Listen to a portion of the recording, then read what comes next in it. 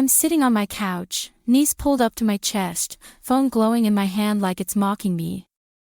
The last message from Ethan is still there, at the top of our chat. You're fun, but not the kind of girl I'd marry. I've read it at least 50 times. Every time, the words burn a little deeper. They feel colder than if he had just said, it's over.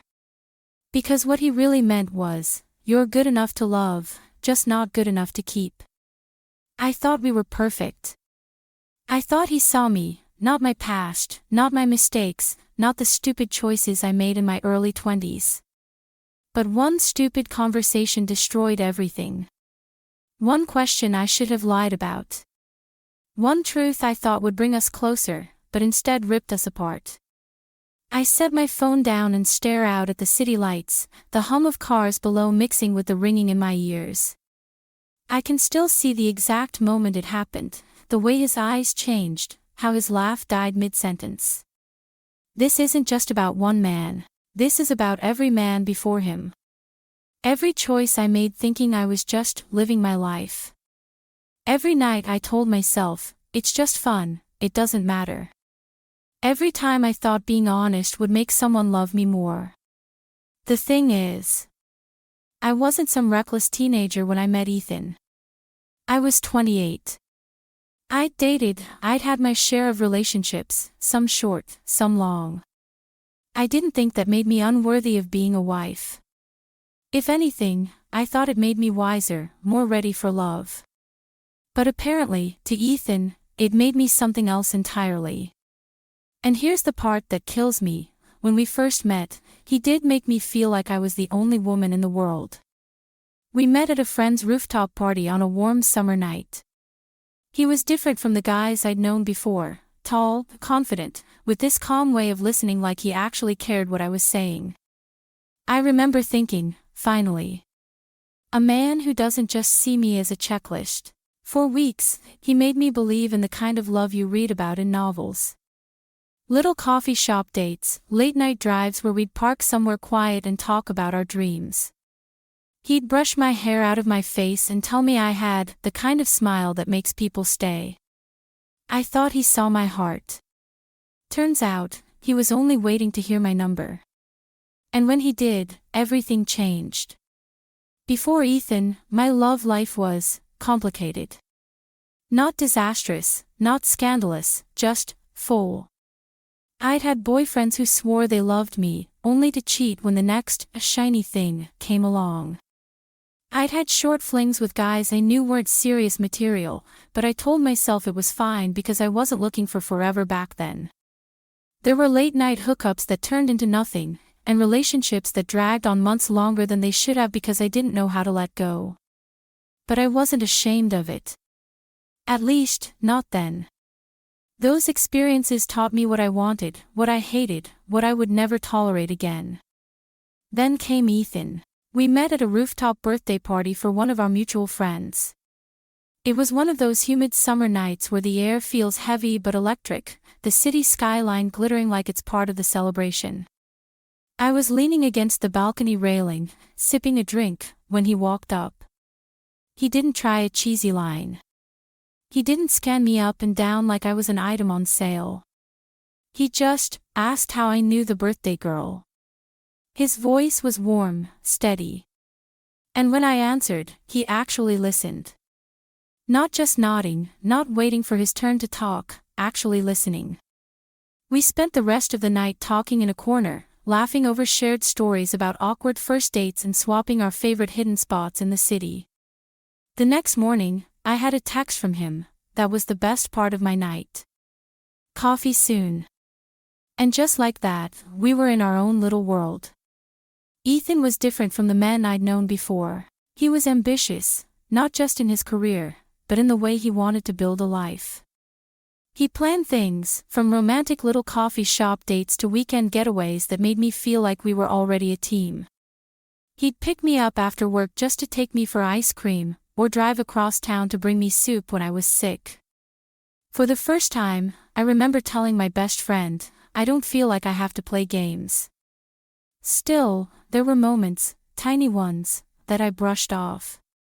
Like the time I mentioned a guy friend from college, and Ethan smirked, "You sure have a lot of male friends, huh?" Or when we ran into someone I'd briefly dated years ago, and later, he joked, "Seems like you've dated half the city." He said it with a smile. I laughed it off. But something in his eyes made me wonder if it wasn't entirely a joke. Still, the picture felt perfect. The kind of perfect you want to believe in so badly, you ignore the cracks. And I did.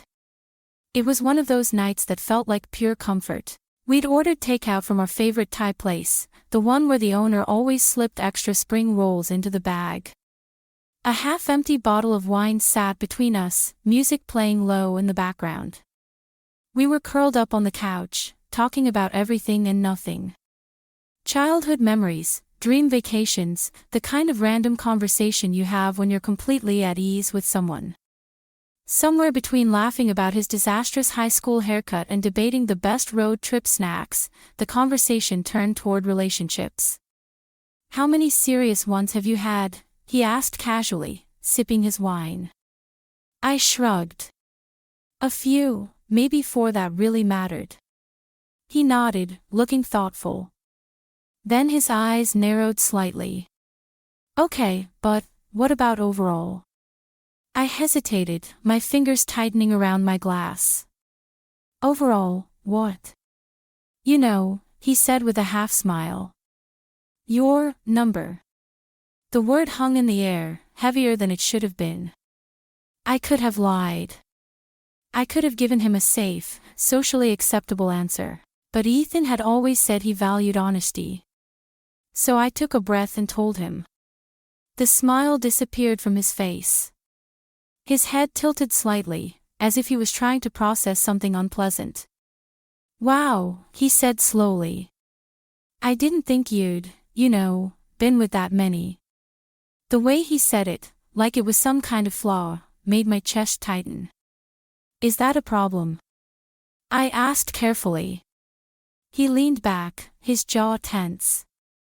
I don't think I could marry someone with that kind of past." For a second, I thought I'd misheard him. "You're kidding, right?" He shook his head. "I want a wife who's, I don't know, different. More reserved." I set my glass down, heat rushing to my face. "Reserved? Ethan, you've dated plenty of women. Slept with them, too. How is this any different?" His eyes met mine, and I could tell he thought he was being perfectly reasonable. "It's different for men." That was it. That was the moment something inside me cracked. "No, it's not," I shot back. "It's only different because you've decided it should be." His voice dropped lower, the warmth gone. "I just don't see you the same way now." The words hit harder than I expected. My mind raced, but before I could respond, he stood up and grabbed his keys. "I need to think," he muttered, walking toward the door. And then he was gone.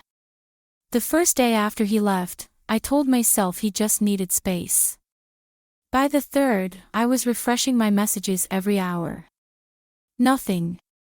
Ethan had never been the type to ghost me. Even when he was busy, he'd at least send a quick, "good morning," or "busy day, talk later." Now. Silence. I replayed that night in my head over and over. The way his smile dropped. The way his voice went flat. The way I told the truth because I believed he could handle it, because I believed we were stronger than a number. Apparently, we weren't. When I finally told my friends, the reactions were split. "Wow, what a sexist jerk," one said immediately. "Good riddance."